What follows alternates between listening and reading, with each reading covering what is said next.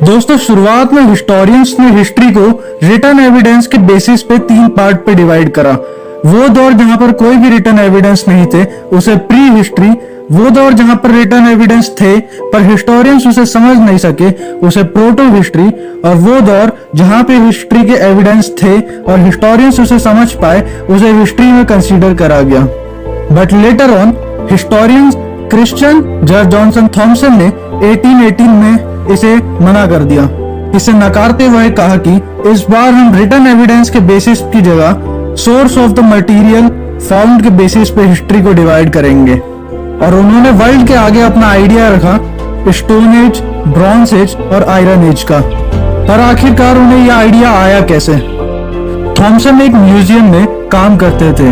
Normal की तरह ही एक दिन वो म्यूजियम में गए और उन्हें टास्क मिला कि आर्टिफैक्ट्स को प्री हिस्ट्री, प्रोटो हिस्ट्री और हिस्ट्री के अकॉर्डिंग अरेंज करना है।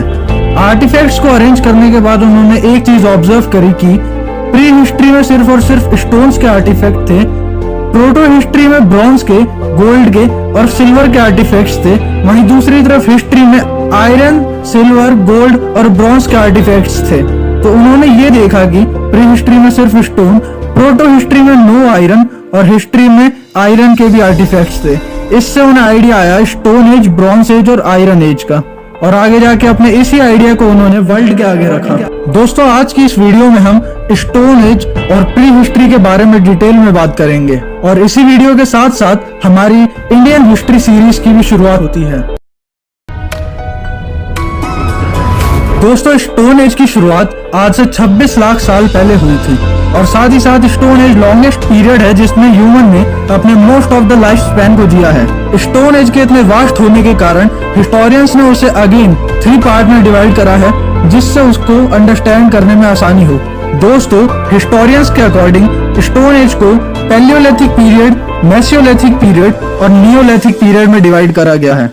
यहाँ पर पैलियो का मतलब है ओल्ड, मेसियो का मतलब है मिडल और नियो का मतलब है न्यू, और वहीं दूसरी तरफ लेथिक ग्रीक लैंग्वेज का एक वर्ड है जिसका इंग्लिश में मतलब होता है स्टोन। तो इससे हमें मिलता है old stone age, middle stone age और न्यू स्टोन एज। आज से 26 लाख साल पहले शुरू हुआ ये वो दौर था जिसमें ओरिजिन ऑफ मैनकाइंड से लेके एवोल्यूशन ऑफ मैनकाइंड हुआ था। इसी समय में इंसान होमो हैबिलिस से लेके होमो सेपियंस तक ट्रांसफॉर्म हुआ। होमो हैबिलिस का ब्रेन साइज 610 क्यूबिक मीटर था, जो एवोल्यूशन के साथ साथ चेंज होते हुए होमो सेपियंस तक 1350 क्यूबिक मीटर हो चुका था। 36,000 BC आते आते तक इंसान टोटली होमो सेपियंस में ट्रांसफर हो चुका था। अराउंड 25 लाख साल चले इस टाइम पीरियड में इंसान ने कई सारी मेजर डिस्कवरीज करी, जिसमें से उसकी सबसे ज्यादा बड़ी डिस्कवरी थी फायर की। फायर के साथ साथ इंसान ने केव पेंटिंग और अपने बेसिक टूल्स को भी बनाया था। बेसिक टूल्स जैसे कि ब्लेड और हैंड एक्स का इन्वेंशन इसी समय पे हुआ था। स्टोन एज के अंदर भी पैलियोलिथिक पीरियड लार्जेस्ट पीरियड है। अगर हम बात करें पैलियोलिथिक पीरियड की हिस्टोरिक साइट्स की, तो हमें पाकिस्तान की सोहन वैली से लेके राजस्थान के थार डेजर्ट तक और साथ ही साथ उत्तर प्रदेश में मौजूद बेलन वैली तक पैलियोलिथिक पीरियड की साइट्स देखने को मिलेंगी। इन सब साइट्स के साथ साथ इंडिया के मध्य प्रदेश में वर्ल्ड की one of the most oldest palaeolithic site Bhimbetka caves भी लोकेटेड है। At the last palaeolithic age का एंड 10,000 BC में हुआ था।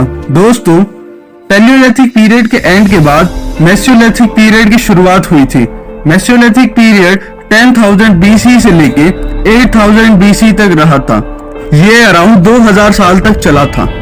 मेसियोलिथिक पीरियड पैलियोलिथिक पीरियड और नियोलिथिक पीरियड के बीच का वो दौर था जिसमें इंसान ने अलग अलग जगह की डिस्कवरी करनी शुरू करी थी, क्योंकि आइस एज के खत्म होने के कारण अब इंसान इजीली एक्सेस कर सकता था अलग अलग लोकेशंस को, और अलग अलग लोकेशंस के साथ साथ उसे अलग अलग रिसोर्सेज भी मिले।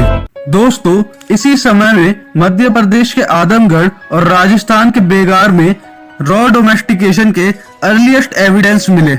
दोस्तों, इस समय पे जो वेपन्स थे उनका साइज अब पैलियोलिथिक पीरियड से छोटा हो गया था, और वजन में भी वो पैलियोलिथिक पीरियड के वेपन से ज्यादा हल्के थे और इजी टू यूज थे।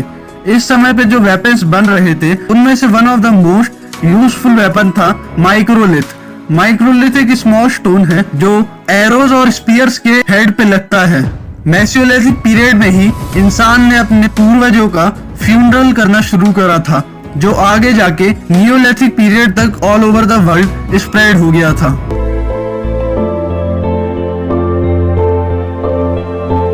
This period was the time of change. 8000 BC से लेके 3000 BC तक चला। ये वो समय था जिसमें इंसान हंटर और गैदरर से लेके फार्मर बना। इसी समय में एग्रीकल्चर की शुरुआत हुई और इंसान ने cereals such as wheat, barley और राइस को उगाना शुरू करा था। अगर हम बात करें इंडियन सब कॉन्टिनेंट की, तो पहले एग्रीकल्चर के प्रूफ हमें मेहरगढ़ से मिलते हैं। मेहरगढ़ में सबसे पहले व्हीट को उगाया गया था और दूसरी तरफ गंगा रिवर बेसिन के पास लोकेटेड कोल्डिवा में हमें ओल्डेस्ट राइस कल्टीवेशन के सबूत मिलते हैं। दोस्तों, मेसोलिथिक पीरियड में जो रॉ डोमेस्टिकेशन था वो नियोलिथिक पीरियड में चेंज होकर अब एक प्रॉपर एनिमल डोमेस्टिकेशन हो चुका था। नियोलिथिक पीरियड में ही इंसान ने डॉग को अपना पहला पेट बनाया। नियोलिथिक पीरियड में इंसान के वेपन्स अब पहले से बहुत ज्यादा एडवांस हो चुके थे। नियोलिथिक पीरियड में इंसान ने ऐसे वेपन्स बनाए जो उसे एग्रीकल्चर में मदद कर सके। वेपन्स जैसे कि हैमर, एक्स, सिकल, हो और नाइफ इंसान ने नियोलिथिक पीरियड तक बना लिए थे।